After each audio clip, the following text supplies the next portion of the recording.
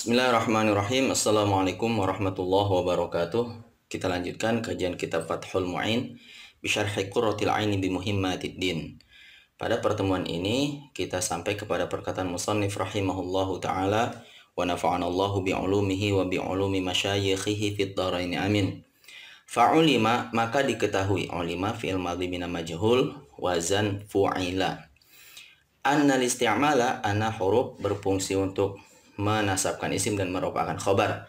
Al isti'mala isim anna mansub dan bentuknya adalah masdar dari fi'il ista'mala yasta'milu isti'malan, yaitu fi'il thulathi mazid dengan bertambah 3 huruf di awalnya, yaitu ista, atau juga yang biasa disebut dengan bina istif'al.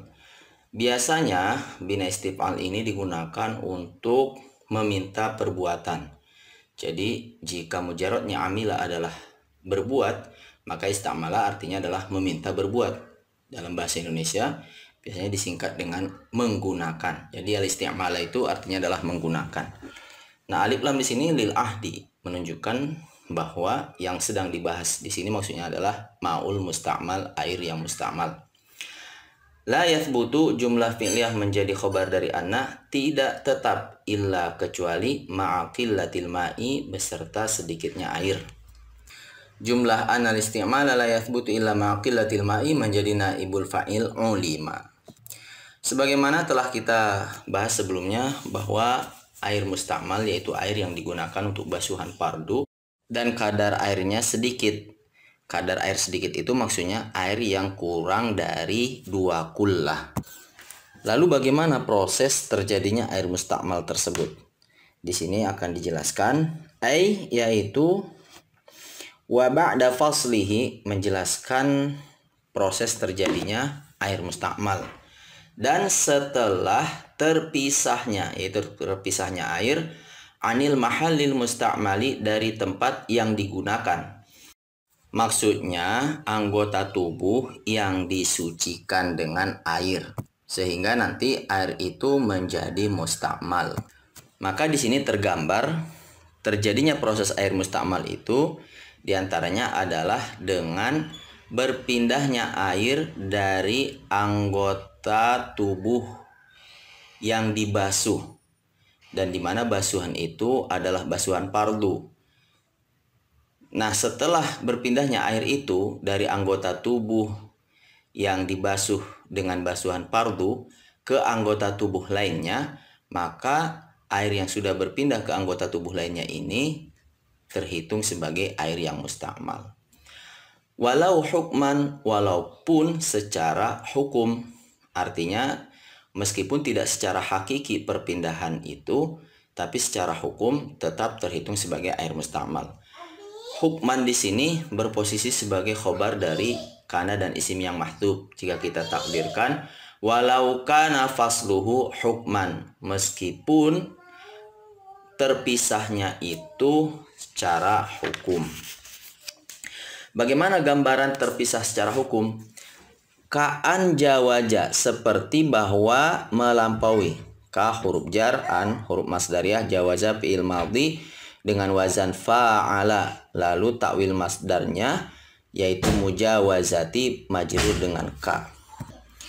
Mangkiba menjadi maf'ulun bih dari jawaza, pundak al mutawaddi'i yang berwudu, au rukbatahu, atau huruf atop rukbata maktub kepada mangkiba, melampaui lututnya, wa in ada, sekalipun telah kembali. Ada fi'il madhi ajwaf, dimana ain fi'ilnya adalah huruf ilat, asalnya awada.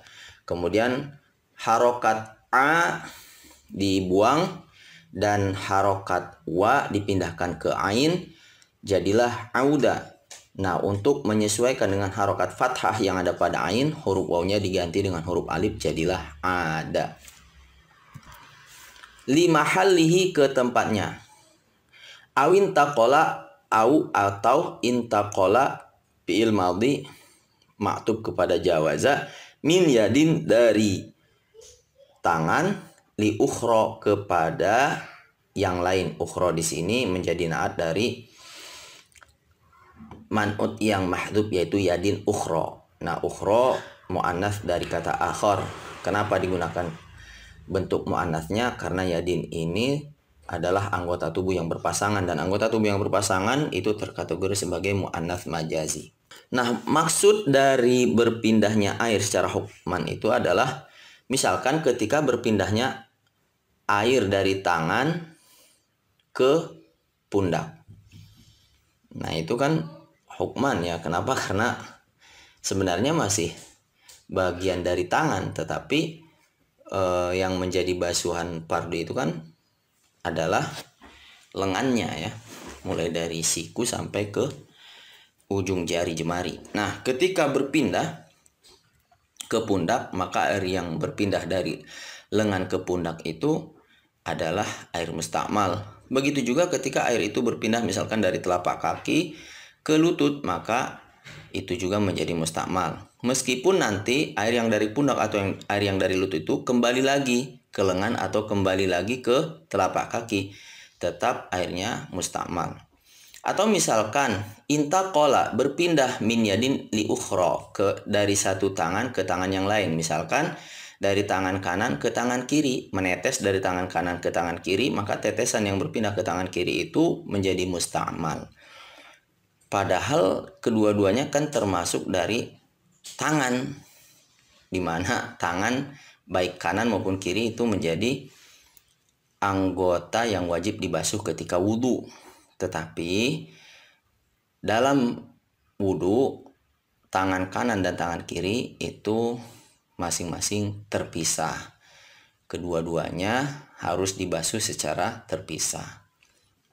Sehingga ketika berpindah air bekas basuhan dari tangan kanan ke tangan kiri, maka air itu menjadi mustakmal. Naam di sini untuk menegaskan kembali bahwa perpindahannya air ke pundak atau ke lutut atau dari tangan kanan ke tangan kiri atau sebaliknya dari tangan kiri ke tangan kanan itu menjadi mustakmal secara hukmun. La yadurru, akan tetapi tidak rusak.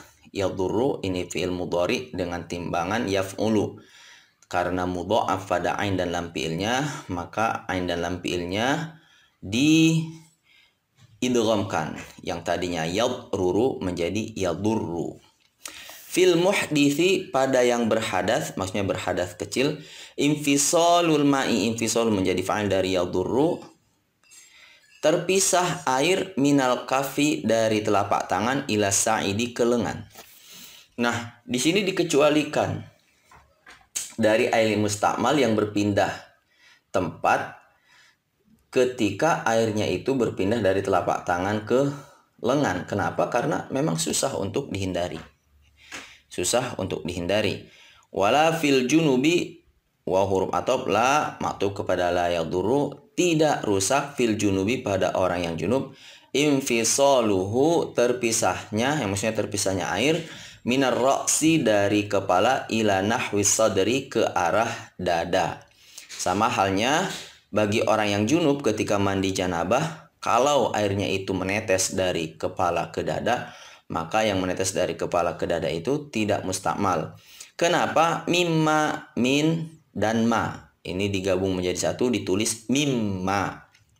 Minnya li ta'lil, karena ma isim mausul, apa yang yaghlibu jumlah fi'liyah menjadi silah mausul, fi'il mudhari dengan wajan yaf'ilu, artinya menang, fihi padanya, at-taqadzufu, tetesan air. Artinya apa? Artinya memang perpindahan air dari telapak tangan ke lengan atau dari kepala ke dada itu saat mandi janabah itu nggak bisa dihindari ya. Taqadzub, ya, mana mengalir airnya itu cepat sekali, tidak mungkin kita menampung hal itu. Jadi dimaafkan jika yang terjadi seperti itu. Selanjutnya far'un, cabang. Artinya ada cabang permasalahan yang dimana permasalahan ini masih berkaitan dengan air mustakmal yang berpindah dari satu anggota wudhu ke anggota tubuh yang lainnya. Far'un ini bisa menjadi khobar dari mubtada yang mahdhuf dengan takdir hadza. Lau huruf syartiyah, adkhala, jikalau telah memasukkan, adkhala ini fi'il madhi wazan af'ala sulasi mazid birharfin wahid, di mana wazan af'ala ini berfungsi untuk merubah fi'il lazim menjadi muta'addi. Keumumannya seperti itu. Jadi dakhala fi'il mujarradnya dengan makna masuk, ketika dirubah menjadi fi'il adkhala artinya memasukkan. Jikalau memasukkan al-mutawaddi'u, orang yang berwudu. Yadahu, yada menjadi maf'ul bih dari adkhala, tangannya. Biqasdil ghasli, dengan tujuan membasuh, anil hadathi, dari hadas, maksudnya dari hadas kecil. Au, atau huruf atop nanti maktub kepada lau adkhala.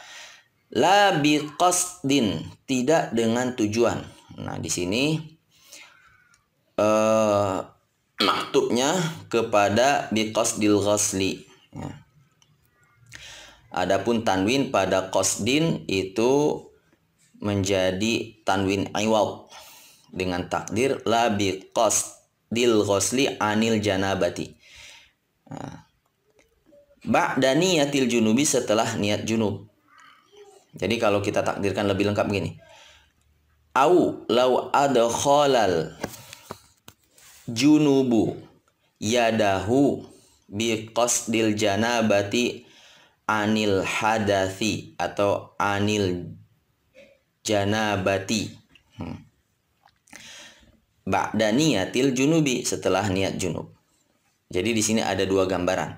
Yang pertama, orang yang berwudu memasukkan tangannya ke dalam ember yang berisi air, yang dimana ember itu kurang dari 2 kula. Jumlah atau volume air di ember itu kurang dari 2 kula.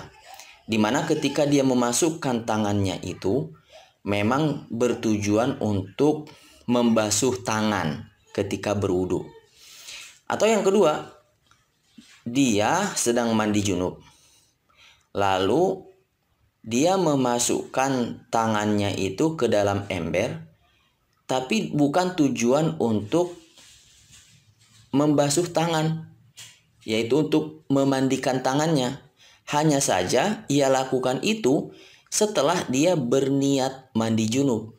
Nah, ini kasusnya 2 kasus ya. Selanjutnya kasus yang ketiga bagaimana? Au, atau huruf atop, taslisi wajhil muhdisi, taslisi maktub kepada ba'da niyatil junubi, setelah meniga kali wajah yang berhadas. Maksudnya setelah membasuh wajah yang ketiga kali ketika berwudu.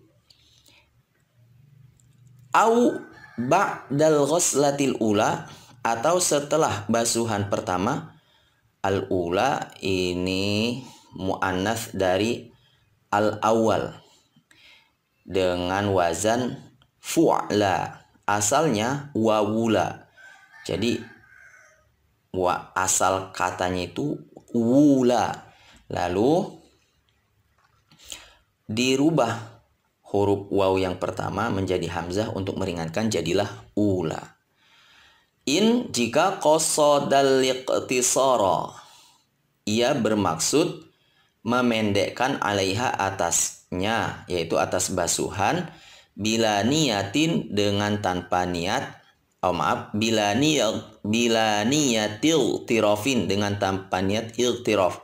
Iltirof ini maksudnya menciduk air, seperti kita mengambil air dengan gayung. Nah, tapi kalau iltirof itu menciduk airnya dengan telapak tangan.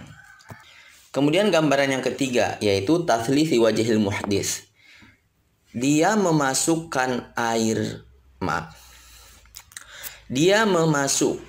tangan ke dalam ember yang berisi air yang kurang dari 2 kulah tadi setelah membasuh wajahnya yang ketiga kali. Berarti kan setelah membasuh wajah yang ketiga kali, berikutnya adalah membasuh tangan. Dia masukkan tangannya ke dalam ember itu. Atau dia masukkan tangannya, ini gambaran yang keempat, ke dalam ember setelah basuhan wajah yang pertama, Tetapi memang dia berniat bahwa dia tidak akan lagi membasuh wajah yang kedua dan yang ketiga. Dia hanya akan membasuh wajahnya sekali saja. Berarti yang berikutnya itu adalah ingin membasuh tangannya. Nah, ketika dia memasukkan tangannya itu ke dalam ember tanpa ada niat iqtiraf, yaitu tanpa ada niat untuk menciduk air dengan kedua telapak tangannya sebagai pengganti dari gayung, wala qasdi, dan tidak bertujuan, maktub kepada bila niatin, akhdil ma'i, mengambil air, li ghardin akhara, dengan tujuan yang lain. Dia tidak bermaksud untuk menciduk air dengan tangannya itu sebagai pengganti dari gayung, atau tidak juga bermaksud yang lain. Jadi tujuannya memang memasukkan tangan itu adalah untuk membasuh tangannya, yaitu membasuh tangan saat berwudu. Soro, maka ketika itu soro fil madhi naqis, beramal merupakan isim dan menasabkan khobar, dan di sini berposisi sebagai jawab lau. Maka jadilah musta'malan, musta'mal menjadi isim dari soro. Adapun khobar soro yaitu domir mustatir huwa, marjaknya kepada air.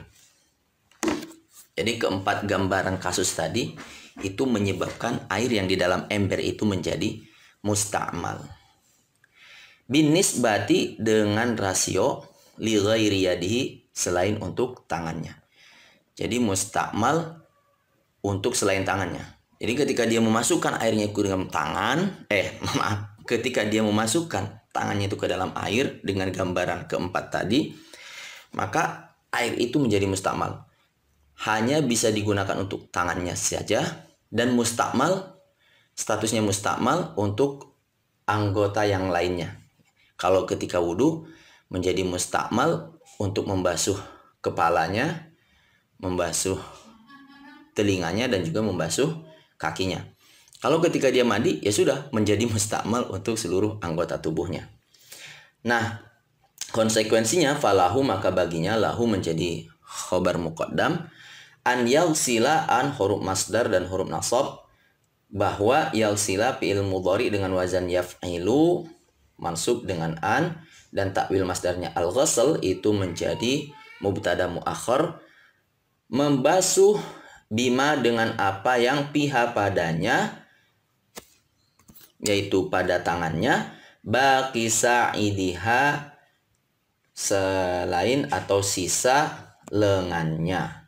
Jadi air yang tadi diciduknya itu hanya bisa digunakan untuk membasuh tangannya saja. Kan ketika diciduk berarti sudah kena telapak tangan tuh.